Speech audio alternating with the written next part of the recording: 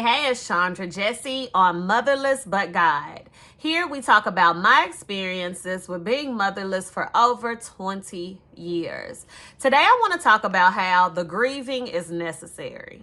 Although I say that the grieving is necessary, there are times throughout this motherless journey where the enemy will trick you and make you feel as though you are hopeless. When you sit back and you think about however long you may have been on this journey, have you had moments of hopelessness where you just where it really just sunk in that you would never ever be able to have a regular conversation with your mother again? Whether that is thinking about the hardest thing that you've been through so far since she's went away, or your most recent accomplishment, and you wasn't able to share that moment with your mother.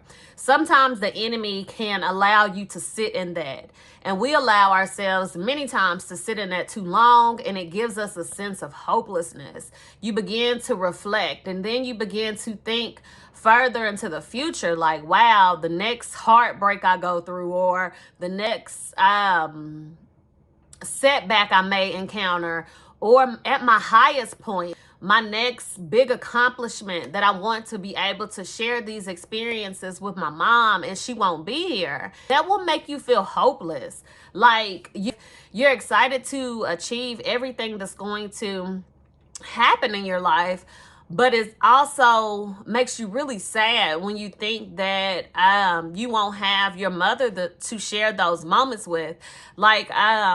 Through my experiences, I married without my mom. That is very hard to actually see your mom on a picture while you are the only girl. As I mentioned before, I'm my mom's only daughter.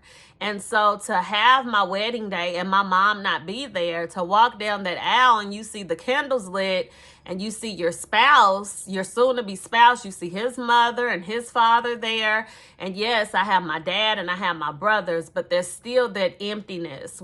I'm looking at my mom in a picture frame. So that made me feel hopeless even walking down the aisle, to know that my mom was not going to experience my wedding day. When we bought our first home, that sucked, to not have my mom to actually be able, I always pictured me and my mom decorating my home, going to Lowe's because that was her favorite store at the time, going to Clarksville and picking out decor. I never got to experience those things. I will celebrate 17 years this year and being in the insurance business, and I can't even celebrate that with her. My children, I had to have 2 children without her. I've had a grandbaby, and I'm not able to share my experiences with her. That has made me hopeless sometimes through my walk on this motherless journey. But the one thing that has definitely carried me through, even when I had a moment or several moments where I felt hopeless, has there been anything that you thought about, wow, I may experience this and I won't have my mom here with me? That can make you feel a little hopeless, but I want to give you a little hope. While the enemy is trying to trick our minds into being hopeless, I thank God that he is the creator of everything and all things, and that he can bring a sense of light to what we're going through, because we know that this journey is not easy for us. So God always leaves us with something to guide us and help us throughout our walk.